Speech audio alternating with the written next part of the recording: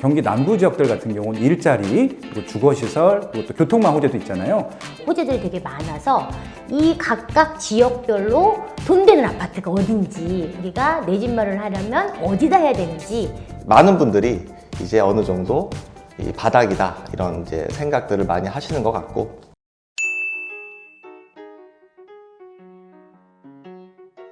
지금 아마 대한민국에서 제일 핫한 곳이 경기도 남부 지역인 것 같습니다.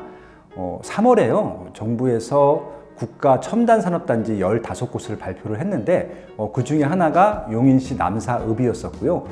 그것 때문에 용인시 처인구를 비롯해서 바로 위에 있는 또 용인 전반적인 지역들, 그리고 화성 바로 붙어 있죠. 그리고 화성 바로 옆에 있는 동탄, 오산 뭐 이런 지역들이 2022년 하반기 때부터 계속 하락장이었었는데 이번 국가 첨단 산업단지 발표 이후로 굉장히 많은 주목을 받고 있고, 실질적으로 미래 수요층들이 계속 관심을 갖고 지속적으로 지금 매수 행위를 하기 시작했거든요. 그 단적인 예로 동탄에 미분양이 꽤 많았었는데 그 미분양들도 대부분 다 소진이 되고 있고요.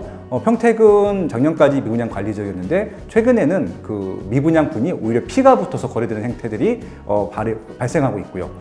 그리고 마찬가지로 이제 용인 남사읍 같은 경우는 당장 그 남사읍의 그 계획 부지 옆에 있는 뭐 아파트 브랜드를 말씀드려도 될 것 같아요. 이편한 세상 같은 경우는 하루 만에 1억씩 올라가는, 호가가 1억씩 올라가는 뭐 그런 것들도 나왔었거든요. 그래서 실질적으로 한동안 아마 이 호재로 인해서 경기 남부 지역들 같은 경우는 일자리, 그리고 주거시설, 그리고 또 교통망 호재도 있잖아요.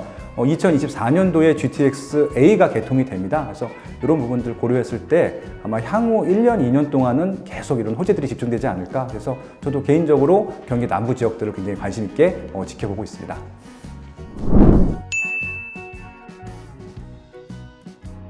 네, 저는 이제 오늘 용인에 대해서 이제 잠깐 말씀드리면, 용인 같은 경우 인구 100만 도시인데 이 거의 반도체가 지금 꽉 잡고 있잖아요. 호재가 터지면서.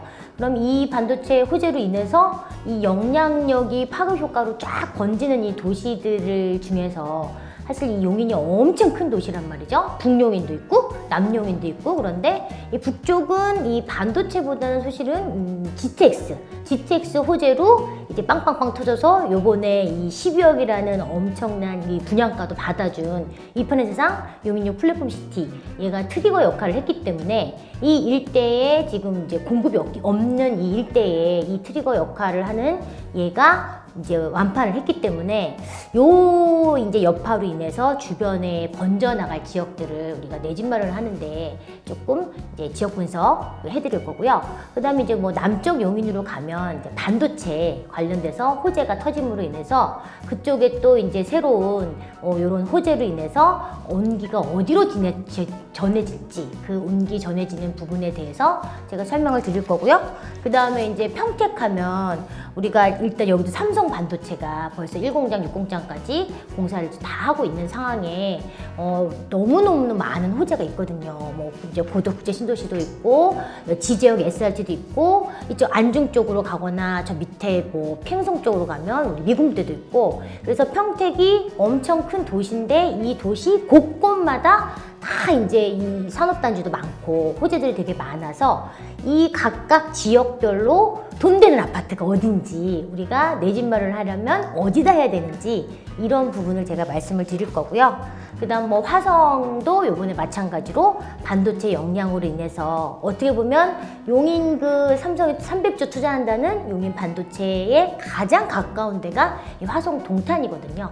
그래서 이 동탄의 여파와 그 다음 바로 동탄에 바로 가까운 오산, 어떻게 보면 되게 작은 도시인데 이 오산에도 뭐 GTX가 가니 뭐 분당선이 가니 여러 가지가 호재가 있어서 저는 화성과 붙어있는 오산까지 여러분이 내 집 마련을 할 때 어떤 기준을 갖고 하시고 지금 어디를 사야 되는지에 대해서 이제 강의로 만나 뵙게 될 것 같습니다. 네.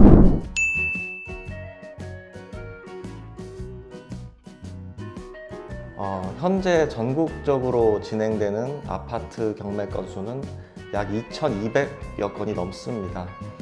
작년 동월 대비해서 한 70% 정도 증가한 수치인데요. 작년 동월에 한 1,300에서 1,400건 왔다 갔다 했었어요. 근데 이 경기 남부권에 현재 말씀하신 뭐 수원, 용인, 평택, 이쪽은 전체 다 해서 지금 120건 정도가 진행 중이거든요. 근데 이 건수가 최근 두세 달 사이에 오히려 더 줄었어요. 이 얘기가 무슨 얘기냐면은 이제 이 경매 같은 경우는 나오기 전에 일단 급매물로 집주인이 내놓게 되겠죠. 그래서 필터링이 되면서 경매 시장이 좀 덜 나와서 경매 건수가 늘어나는 구조였는데 그게 한동안 작동하지 않다가 최근에는 급급매 매물이 시장에서 소화되기 시작하면서 실제 그 남부 쪽의 경매 매물은 오히려 줄어드는 그런 지금 효과가 나오고 있습니다.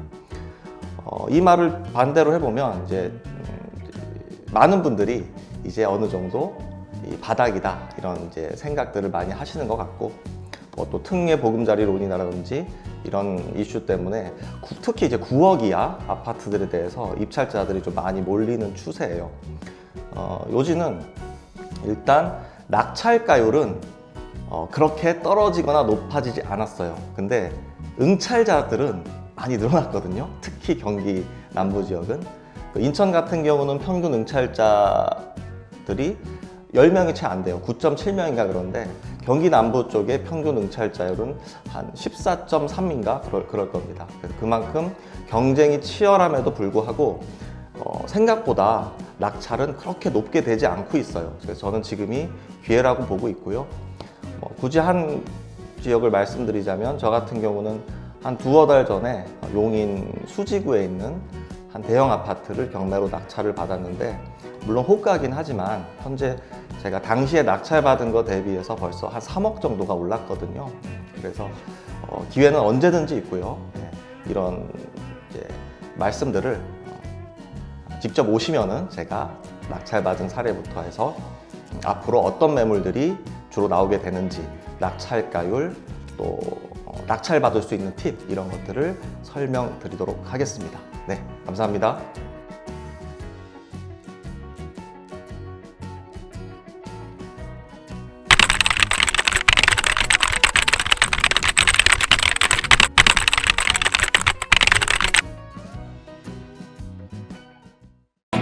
누구도 가르쳐 주지 않지만 꼭 해야 하는 일. 나에게 가장 가까이 있지만 멀게만 느껴지는 일. 남들보다 빠르게 시작하는 것이 유리한 일. 내가 하고 있는 일은 내 집 마련과 투자입니다.